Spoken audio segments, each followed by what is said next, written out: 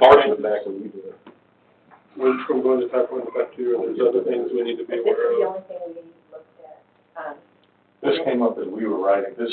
Yeah. You know, I've written grants before, and as Dan had said, we had not fallen under that requirement, but all of a sudden now we've grown to the degree that we have met a different requirement. This, from our point of view, this resolution was the only one that we found as far as obtaining grant funding. Who is our equal employment who is our equal employment opportunity officer? I believe that's Dan Chisholm. No, I don't. That's up to Marvin. We put it down as maybe. Marvin is what I think. So my question is whether or not there's other things that we haven't thought about. We don't know, because we just looked at this one aspect of it and we realized there was a problem with it. Or an Right, issue so with it, yeah. in general, should we just trip over these things, or is there a way to find out, like, now that we're type 2, does it only impact getting grants? I This wouldn't is a think grant so. application issue because you're getting Within- federal funds. Okay, it's Yeah. not broader than that? No, Okay. it's classification, it's my understanding, Okay, not something we usually deal with, but it's my understanding, this is particular to entities that are receiving federal funds, and these are federal rules that apply to receiving grants. So then we all need for the other grants we're doing for the trucks, For the UP, No, one thing the police department did do, they contacted me and see, first to see if I ran into this with my grants. With the Volkswagen grants, they're not as stringent as this particular grant. it's also it's not a federal grant, is it? Yeah, this is- Yes, it's federal. Federal funding. I thought it was through the state. It's through the state, but it actually, it's from the federal funds that, they implied on the violations. Yeah, but they get those funds to the state, and it's up to the state to disperse them, isn't it? In addition, I believe that they're That's being, one, I don't believe it's the federal funds. I think they're being, because it's a law enforcement entity, there's some things we have to comply with as far as cooperating with the federal government and with immigration. There's certain things that we have to, it's just the way we've always done business, we're not doing anything else. But they wouldn't have to have any of that language in their application process. I think it just has to do with the fact that it's a law enforcement entity. These are some Government's guidelines. involved in it, and now we just have to have it on file, I guess, because all our applications, hiring, all have to follow those guidelines as the years. I need a motion. Make a motion to accept Resolution 1006, 2020, Equal Opportunity Employment. Second. We have a motion, second, and do we need to put Marvin Gregory's name in there? Yes. It's in the. It's in the. Any other discussion? All in favor? Opposed? Motion carries. Item 13, consider approval of resolution 1007-2020 approving the submission of the grant application to Project Riverboats Police Radio Operation Initiative, grant number 4006501 to the Office of the Governor, Criminal Justice Division. In this instance, as we had received the 911 grant, what they're going to do our entire dispatch office over. So we're going to have up-to-date equipment. I know 6 o'clock already. All of the equipment in our dispatch office is going to be updated through the 911 grant.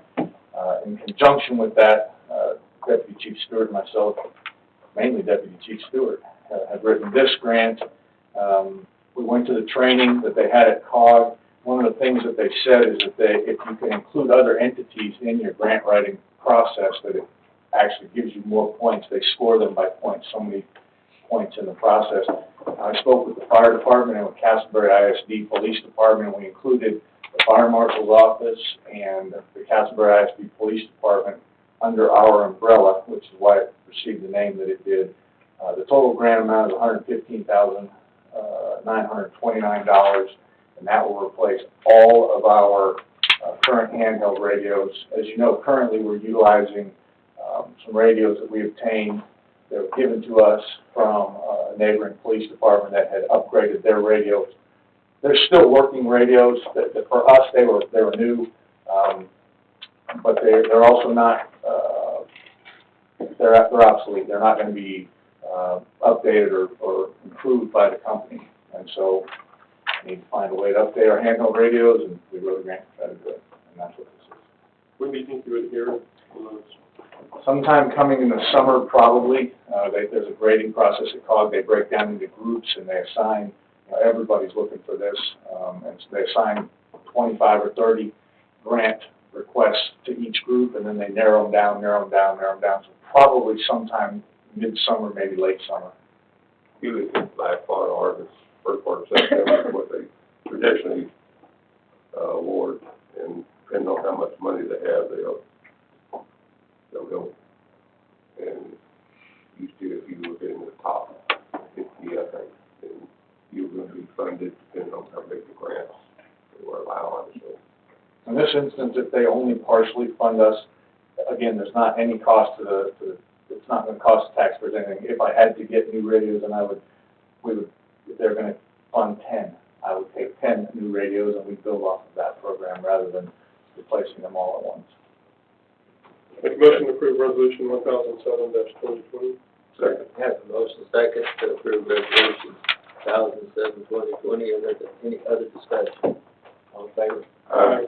Opposed, motion carries. Item number 14, consider approval of resolution 1008-2020, amending the December 11, 2018 employee personnel policy as amended on July 23, 2019, as amended by resolution 993-2019 on November 12, 2019, pertaining to the addition of full-time fire department personnel by revising Article 4 compensation, specifically in Section 4.13, fire department shift employee pay. On advice of the city attorney, we needed to change the language in section 4.13 to be in compliance with the Fair Labor Standards Act, and that's what this little section does right here. It's the only change of all of it, but it needed to be made. So we just missed this the last time we went through it. Yes, sir. This doesn't affect the budget, then it's all just the language. It's just the language. The budget's already set on it. Make a motion to approve resolution 1008-2020. Second. Motion second to approve resolution 1008-2020. Any other discussion? All in favor? Aye. Opposed, motion carries. Item number 15, consider approval of resolution 1009-2020, renaming Coates Park to Lone Star J.R. Park in honor of Johnny Rutherford. What did you find out on this, Martin? Well, I spent some more researching and going through the city minutes and talking to the older residents that might know a little more in River Oak, talked to Dad. You talked to the mayor? Yeah, I talked to Dad. Come to find out, Hold on just a minute. Those young enough to remember 50 makes it to my age. I don't think it will. Go ahead. what it actually turns out, and I did also talk to Betsy, and I talked to Jeff Law of Turn Appraisal District. There's nothing to indicate that this was ever deeded specifically to the city of River Oaks. However, because it was probably a portion of TxDOT right-of-way at one time, no longer is, of course, that it actually was named after Dan Coates Jr. He was on the Channel 11, very active in the Lions Club. It was actually named for him, is what I have found out. But it doesn't seem to be what the Parks Board had, a memorial park or anything of that nature. It does appear that, by all reasons, it would be the City of River Oaks' right to be able, because it's been named a park all these years, to rename it if they so choose. It wouldn't require election, it wouldn't require anything like that. So we can ballot. Yeah. it's And only- the total Parks Board, what's theirs? And we took it to the Parks Board, and they unanimously approved to make the name change. So now the question is, and I've drafted a resolution to fit the name, hopefully I have it right this time. Lone Star JR, is that the name that Johnny